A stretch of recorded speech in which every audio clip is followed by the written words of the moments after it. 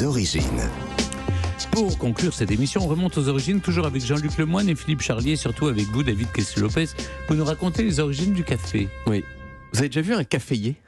Oui. C'est une plante assez sympa. Hein. C'est une plante sur laquelle poussent de jolies petites baies rouges qui contiennent une substance qui est plus sympa encore que l'arbre lui-même et qu'on appelle la caféine. La caféine, au départ, c'est un poison qui permet au caféier de tuer les petits insectes, en tout cas de les endommager, les petits insectes qui essayent de le manger. Mais comme nous, on est beaucoup plus gros que les insectes, eh bien cette caféine, elle ne nous tue pas du tout. Et on peut même dire qu'elle nous fait bien kiffer. Dans le monde, chaque année, chaque être humain consomme en moyenne 1,3 kg de café. Gros truc de ouf. Alors, ceux qui en boivent le plus, ce sont les Scandinaves, en particulier les Finlandais. Plus de 12 kilos par an.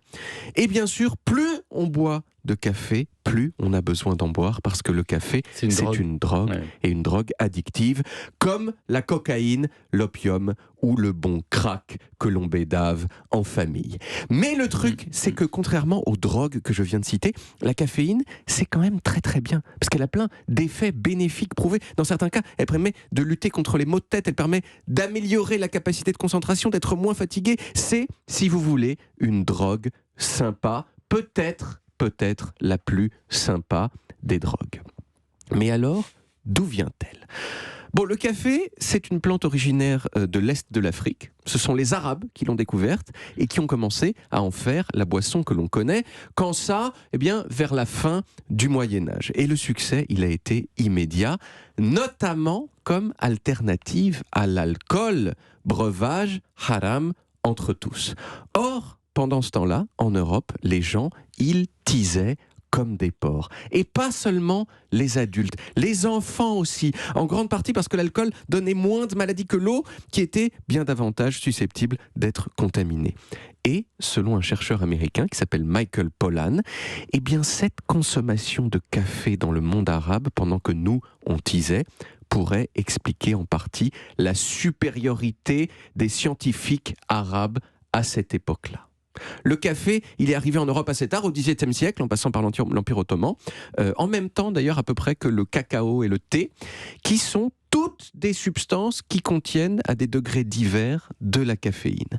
Et entre le XVIIe siècle et le XIXe siècle, le café est passé d'un truc de luxe à un truc méga grand public. Or, qu'est-ce qui s'est passé par ailleurs entre le XVIIe siècle et le XIXe siècle ?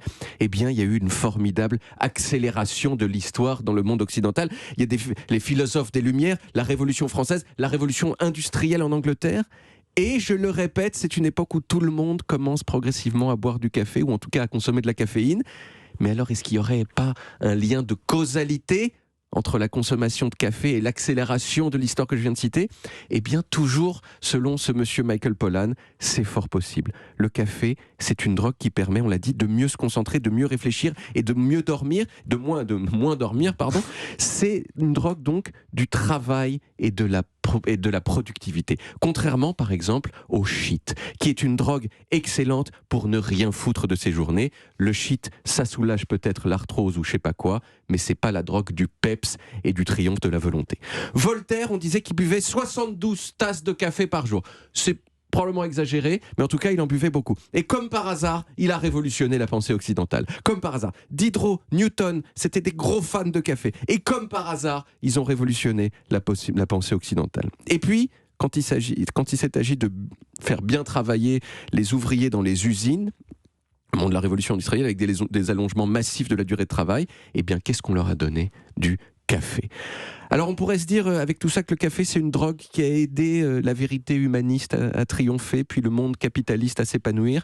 Mais si on réfléchit, c'est peut-être le contraire. Est-ce que ce serait pas plutôt le café qui nous a utilisé, nous, les humains, pour prospérer ? Et oui, quand on a découvert le café, il y avait quelques plants pourris en Afrique de l'Est. Aujourd'hui, on le fait pousser dans 70 pays. C'est une belle réussite de la part du café. Il y a une dernière petite question quand même très légitime, c'est est-ce que le café, ça peut quand même être un petit peu mauvais pour la santé, parce que c'est quand même une drogue ? Eh bien, je suis heureux de pouvoir vous répondre que si vous n'avez pas de problème cardiaque et que si vous vous limitez à 400 mg de caféine par jour, c'est-à-dire à peu près ce qu'il y a dans 1 litre de café filtre genre américain, il n'y a aucun problème. Vous pouvez y aller. Donc allez-y. Mais en capsule, c'est combien? Capsule, c'est espresso. Je crois que ça doit être 4 expressos, 4 ou 5 expressos. On dit que c'est moins mauvais de boire des expressos qu'un litre de café filtre. Peut-être, ça je sais pas, peut-être qu'on peut se tourner vers vous avec vos connaissances. Le meilleur café, c'est le café italien ou le café grec de toute façon, et là on peut en enquiller 4 ou 5 sans aucun problème. Surtout à Sant'Eustachio à Rome, c'est le meilleur café du monde dans ce café-là. Ah bon, il est quand même simple, Philippe Charlier, tu sais, ses lunettes, c'est des émeraudes, et puis ce café, c'est en Italie. Voilà. Ça va, tout va bien. Merci David, on retrouve les origines en podcast sur toutes les applis audio et en vidéo sur YouTube, Dailymotion et sur le site europe1.fr.